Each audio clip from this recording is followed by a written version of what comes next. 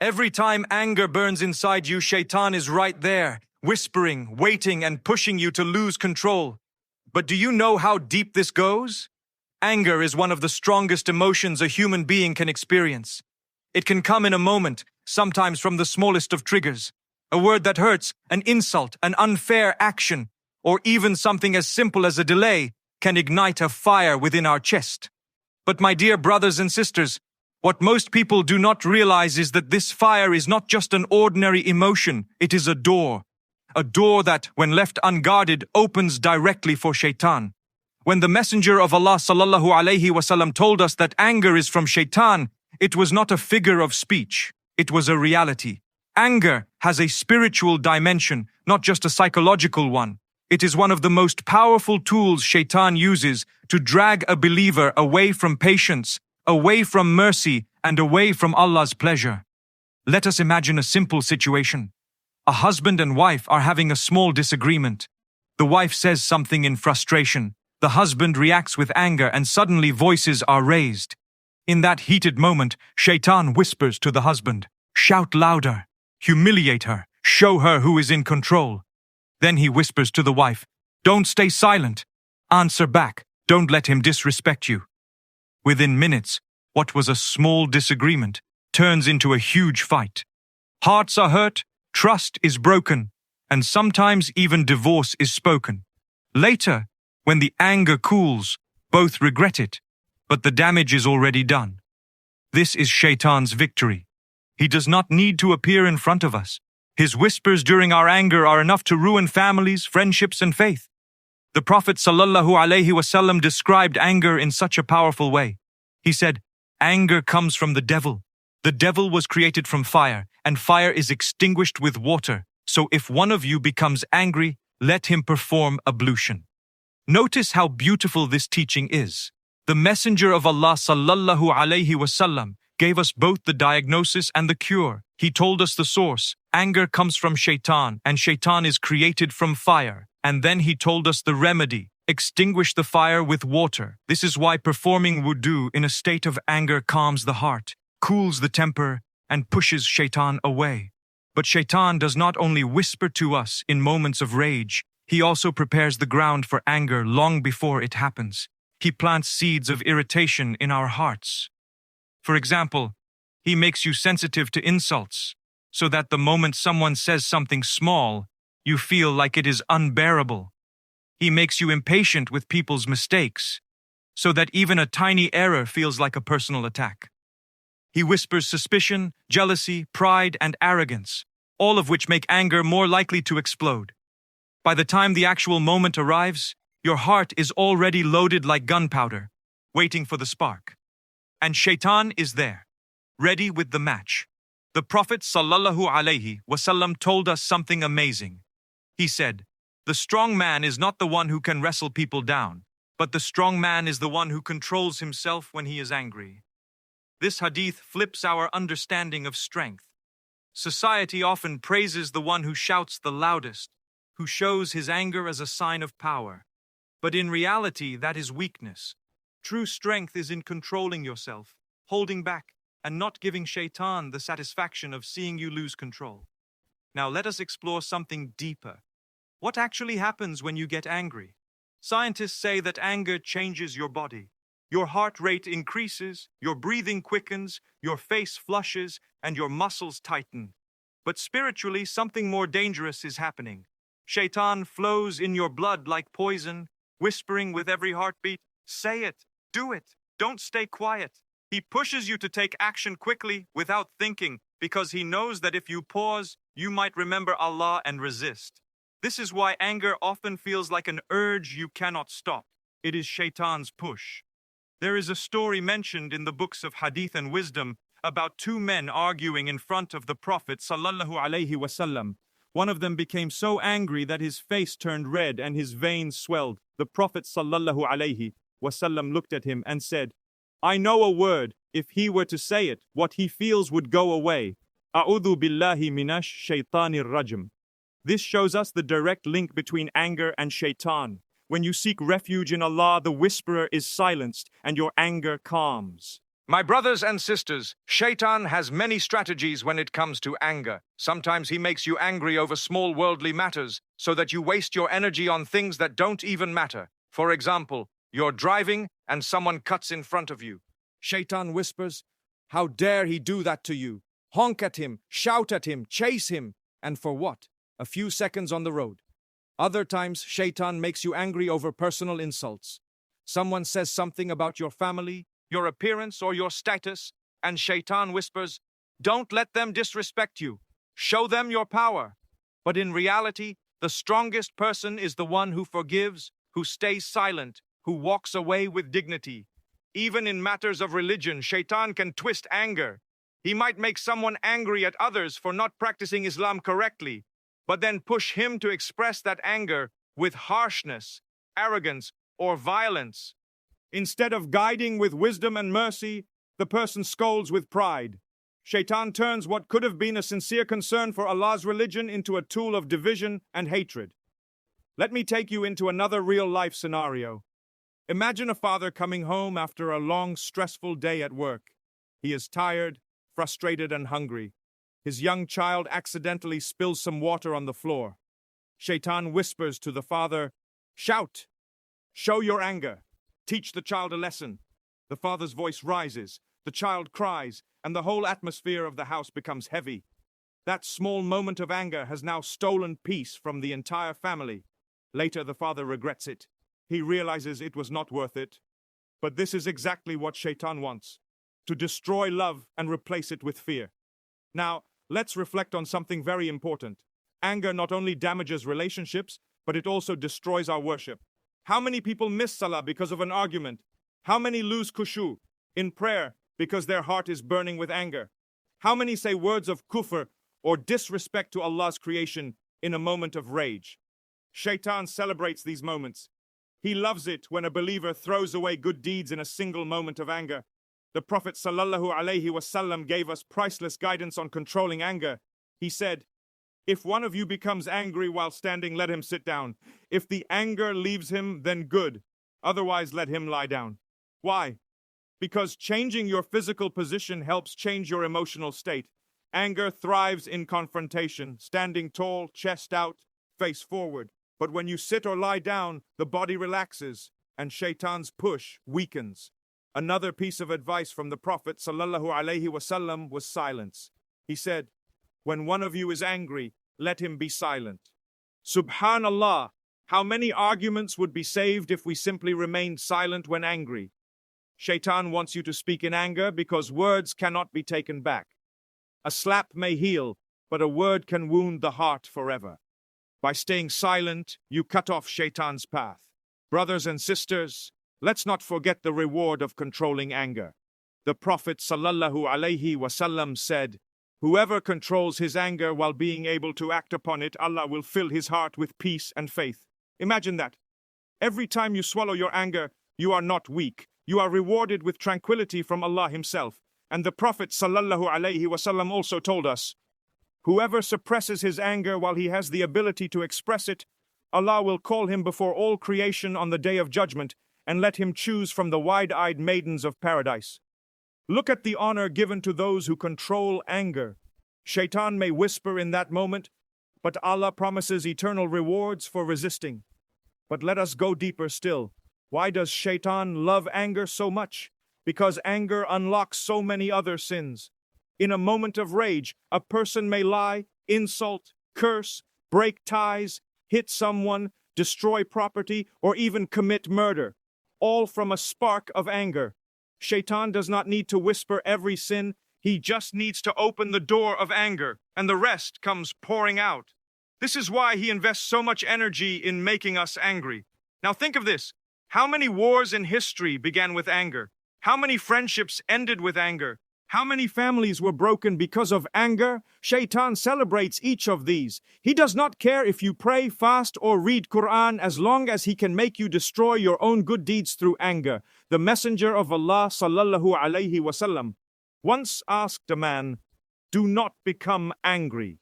The man repeated his question several times, and the Prophet ﷺ kept replying, "Do not become angry." This shows the weight of this advice. If you control anger, you control so many other aspects of your lives. Imagine this world if people controlled their anger. Husbands and wives would argue less and love more. Parents and children would bond instead of fight. Communities would unite instead of divide. Nations would live in peace instead of war. And imagine how much Shayṭān would hate that. Brothers and sisters, when we left off, we were reflecting on how Shayṭān feeds off anger and how entire families, communities, and even nations can collapse under the weight of it. But let us now peel back another layer. How Shayṭān manipulates anger in subtle ways. In the shadows of the heart, not just in explosive arguments. Sometimes, Shayṭān does not make you shout, break things, or scream. Instead, he plants a cold anger in your chest. Silent grudges, hidden resentment, bitterness that lingers for days, weeks, even years. You may smile at someone, but inside you burn with hatred because of something they said or did long ago. This is another form of anger, and Shayṭān loves it even more than shouting matches. Why? Because it festers quietly, poisoning the soul little by little. Silent anger destroys trust, prevents forgiveness, and keeps the heart closed off from mercy. Allah does not want us to live like this. The Quran praises those who forgive, those who control their anger, and those who release grudges. Allah says in Surah Al-Imran, those who spend in ease and hardship, who control their anger, and who pardon people, Allah loves the doers of good. 3:134. Notice the order. First, Allah mentions charity, then controlling anger, then forgiving. Why? Because these are linked. When you hold anger, you cannot give generously, you cannot forgive sincerely, and you cannot be among those Allah loves. But Shayṭān does not want you to remember this verse in moments of anger. He wants you to justify your grudge. He whispers, don't forgive him. He doesn't deserve it. Keep remembering what he did to you. And every time you replay that memory, Shayṭān feeds your anger, keeping it alive. Think about this. Anger not only hurts the person you direct it at, but it also hurts you. Doctors today say that anger raises blood pressure, increases stress hormones, damages the heart, and weakens the immune system. In other words, every time you hold on to anger, you are hurting your own body, and spiritually, you are hurting your soul. Shayṭān celebrates because he wants you sick, tired, and far from Allah. Now let us enter the world of the home again, because the home is one of Shayṭān's favorite battlefields. When a husband shouts at his wife, or a mother scolds her child in anger, Shayṭān sits back and claps.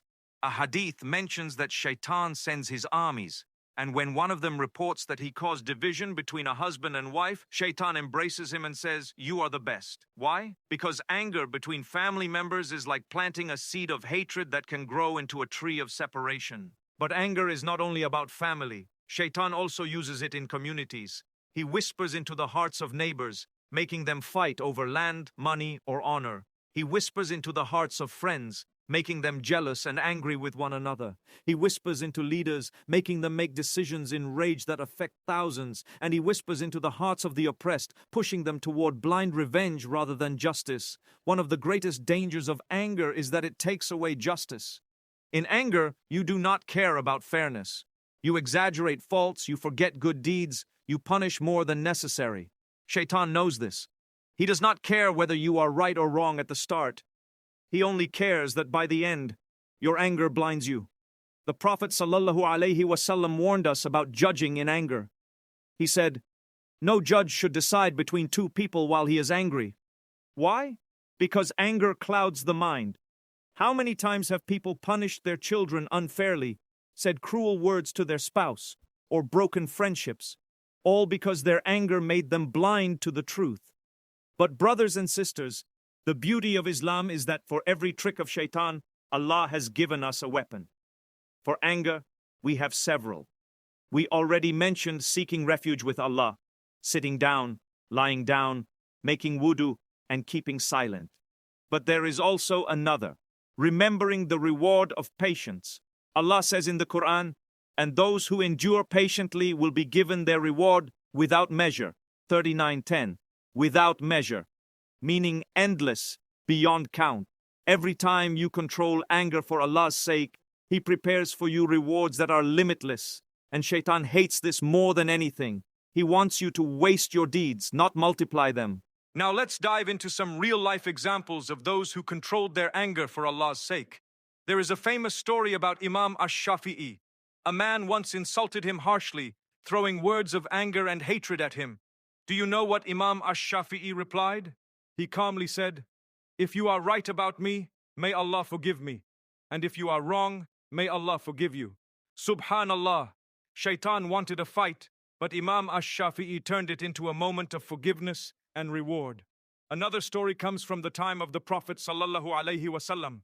A man came to him and said, "Advise me." The Prophet ﷺ repeated again and again, "Do not get angry." The man thought the Prophet ﷺ would give a long list of advice, but this single advice was enough, because if you master your anger, you master so much of your deen. Now reflect for a moment. How different would your life be if you truly controlled your anger? How many arguments would be avoided? How many relationships would be healed? How much peace would return to your heart? Shayṭān knows the answer. That is why he works day and night to make you angry, because anger is his favorite door into your life.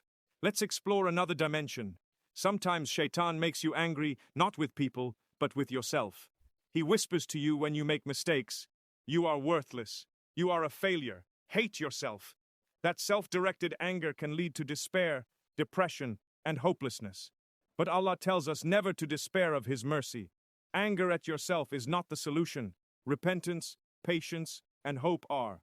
Shayṭān wants your anger to turn inward until you give up, but Allah wants your heart to turn upward toward Him. And then there are times when Shayṭān makes you angry at Allah's decree. Something happens in your life, a loss, a test, a hardship, and instead of accepting it with patience, you feel rage inside. Why me? Why did Allah do this? Shayṭān whispers these poisonous thoughts, trying to cut you off from your Creator. But the believer remembers that Allah is Al-Hakim, the most wise, and that every decree has wisdom, even if we do not see it. Anger at Qadr only leads to destruction, while patience leads to paradise. Let us not forget, Shayṭān himself was consumed by anger. When Allah commanded him to bow to Adam, pride filled his heart, and anger against Allah's decision overtook him. He said, "I am better than him. You created me from fire and created him from clay." That anger, rooted in arrogance, was the beginning of his downfall. So when we give in to anger, we are following the very footsteps of Shayṭān. But when we control it, we are following the footsteps of the Prophet ﷺ. The Prophet ﷺ was insulted, mocked, attacked, and harmed, but he rarely showed anger for himself. His anger was only for the sake of Allah, never for his own ego. This is the standard we must strive for. Brothers and sisters, the battlefield of anger is not outside, it is inside your chest. Every time your temper rises, Shayṭān whispers, and you stand at a fork in the road. One path leads to regret, broken hearts, and Shayṭān's laughter. The other leads to reward, forgiveness, and Allah's pleasure. The choice is in that one moment. Do you let Shayṭān win, or do you resist him? The Prophet ﷺ once said, "Whoever controls his anger when he is able to act upon it, Allah will protect him from punishment on the day of judgment."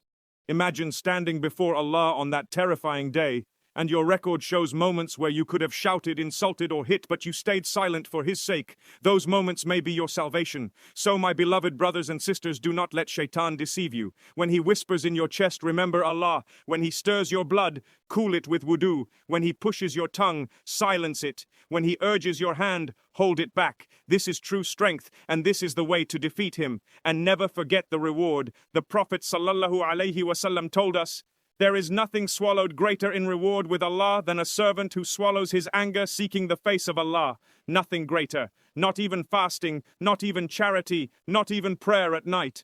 Because swallowing anger is one of the hardest battles, and Allah rewards the hardest battles with the greatest prizes. So the next time you feel your anger rise, pause, remember this. Shayṭān is waiting to enter. Do not open the door. Seek refuge in Allah, and let your silence, patience, and forgiveness be the lock that keeps him out. And if you succeed, you will not only protect yourself in this world, but you will also walk into the hereafter with a heart purified, honored, and filled with light, while Shayṭān, who tried to make you angry, will be left humiliated and defeated.